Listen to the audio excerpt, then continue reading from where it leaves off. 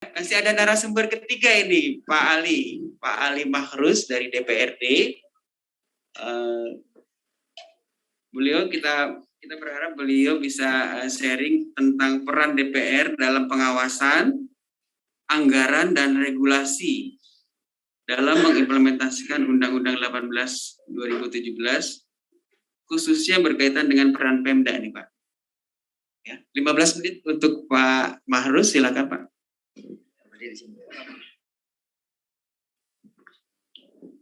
Bismillahirrahmanirrahim. Assalamualaikum warahmatullahi wabarakatuh. Yang saya hormati Bapak Kadir selaku Kepala Dinas Tenaga Kerja dan Transmigrasi, Pak. Yang saya hormati narasumber. Yang kedua tadi dari mana? Dari PP 2MI. Yang saya hormati sahabat-sahabat dari SPMI, Serikat Buruh Migran Indonesia, utamanya sahabat saya, Kadir. Saya kenalnya Pak Kadir itu. Saya diundang ke sini memang secara mendadak, karena barusan saya mengisi acara sosialisasi Perda, yang tentu dalam proses penyampaian ini tidak menyiapkan materi. Tapi setidaknya kalau menyangkut urusan kapasitas dan kewenangan saya sebagai DPR, insya Allah saya akan menyampaikan secara rigid.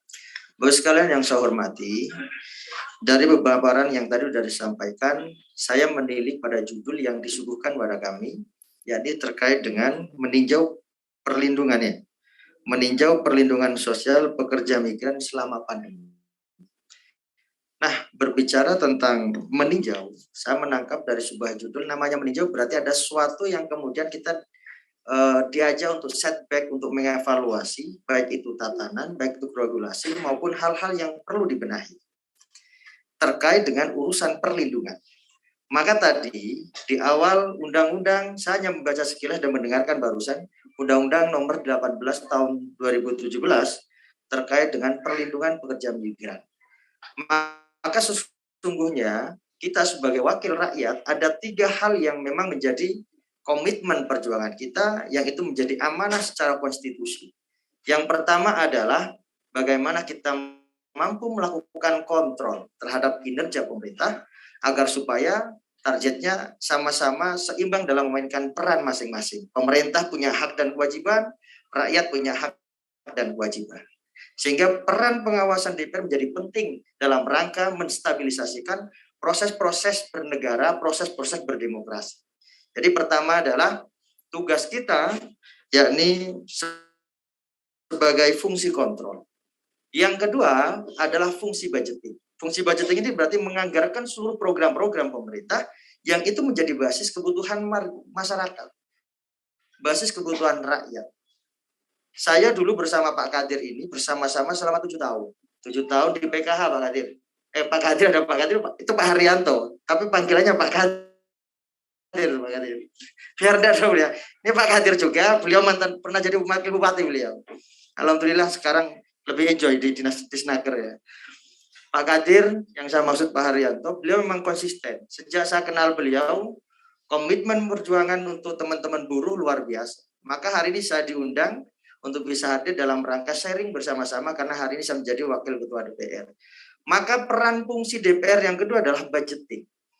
Apa itu budgeting? Menganggarkan seluruh rangkaian program pemerintah yang itu menjadi basis kebutuhan rakyat, tidak atas dasar keinginan tapi atas dasar kebutuhan.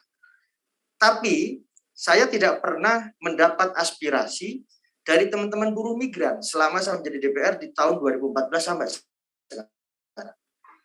Dan memang saya ini butuh dimanfaatkan Pak Kadir. Kenapa saya butuh Pak Kadir ini di sini? Kenapa saya butuh Pak Kadir untuk barusan itu jalan-jalan ke sana? Karena saya biar nyambung.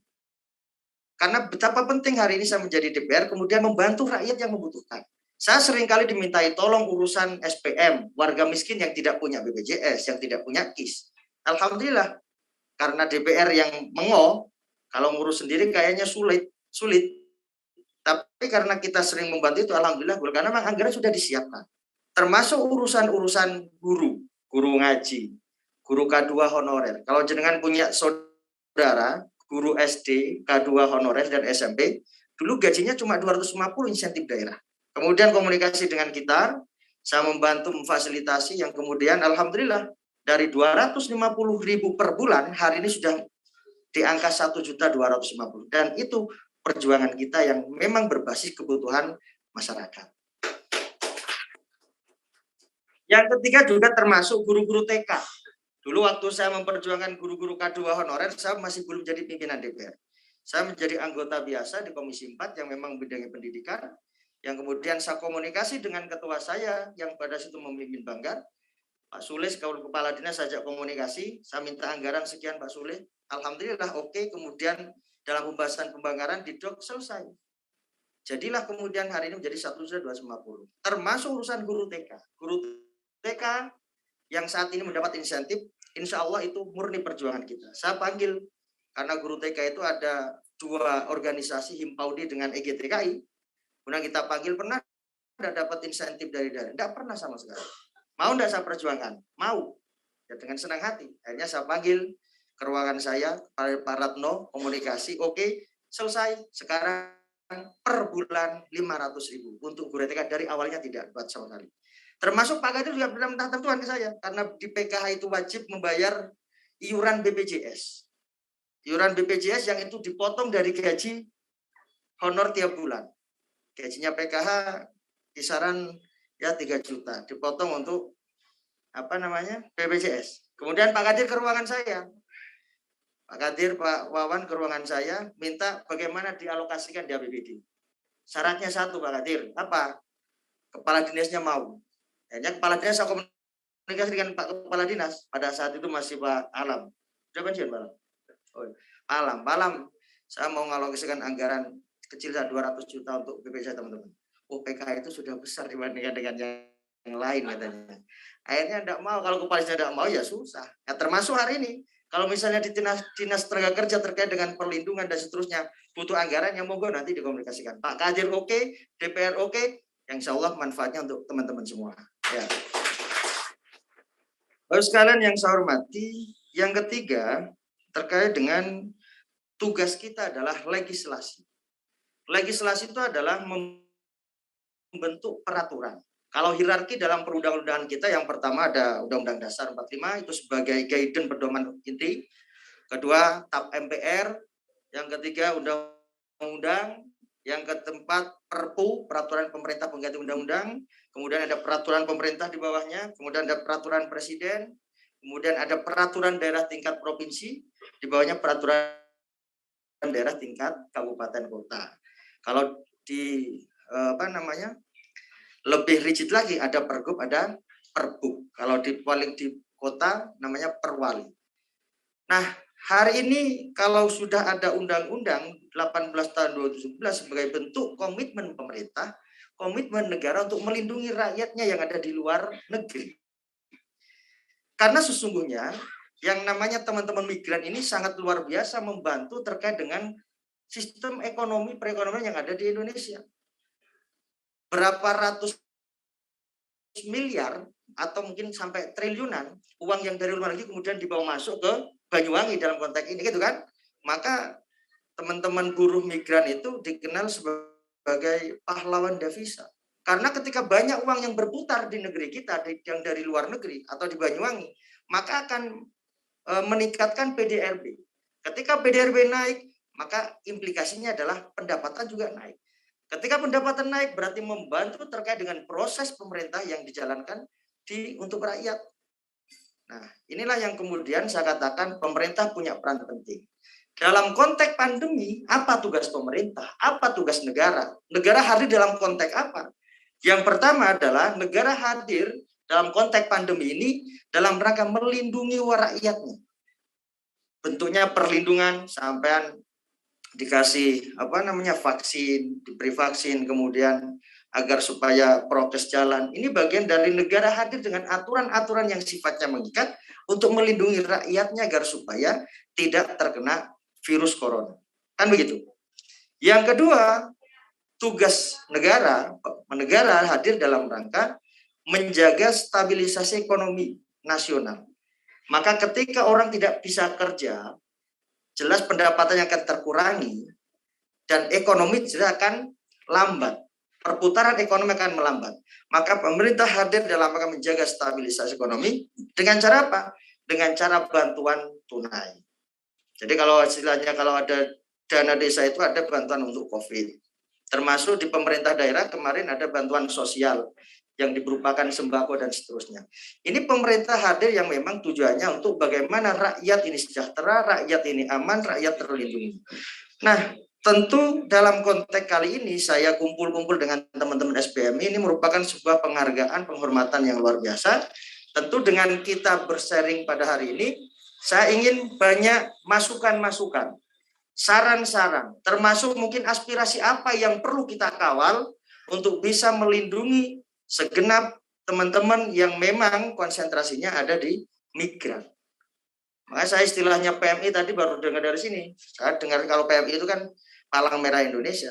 Tapi kalau di buruh migran lain, ya pekerja migran Indonesia. Nah, saya baru dapat ilmu itu satu dari sini. Saya dengar apa PMI-nya.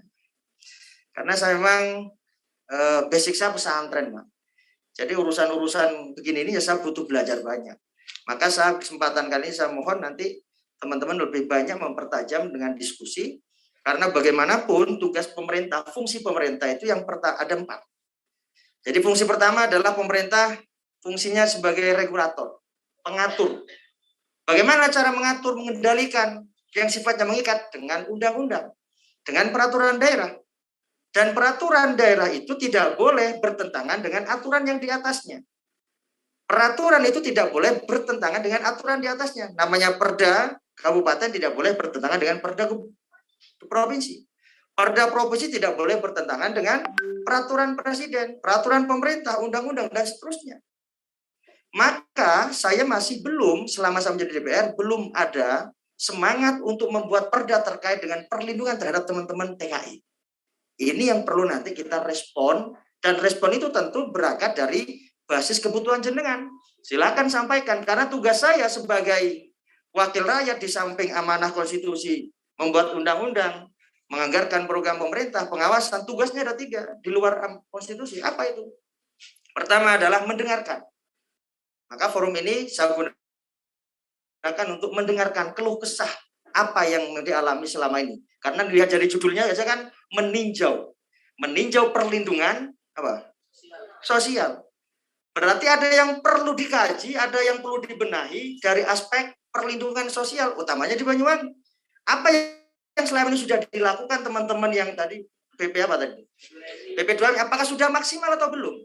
Nah, ketika belum maksimal, sampaikan dalam hal ini. Kebetulan ada saya sebagai wakil rakyat, ada Pak Kadir selaku eksekutif mewakili bupati. Tentu ini peran-peran ini harus kita manfaatkan dengan sebaik mungkin. Di samping tugas mendengarkan, tugas adalah mencatat. Saya catat yang penting, yang kemudian kalau sekiranya masuk, saya suarakan di parlemen. Karena pemerintahan daerah, Undang-Undang 23 2014, pemerintahan daerah itu 2, eksekutif, legislatif. Tidak bisa kemudian ini maju dan seterusnya.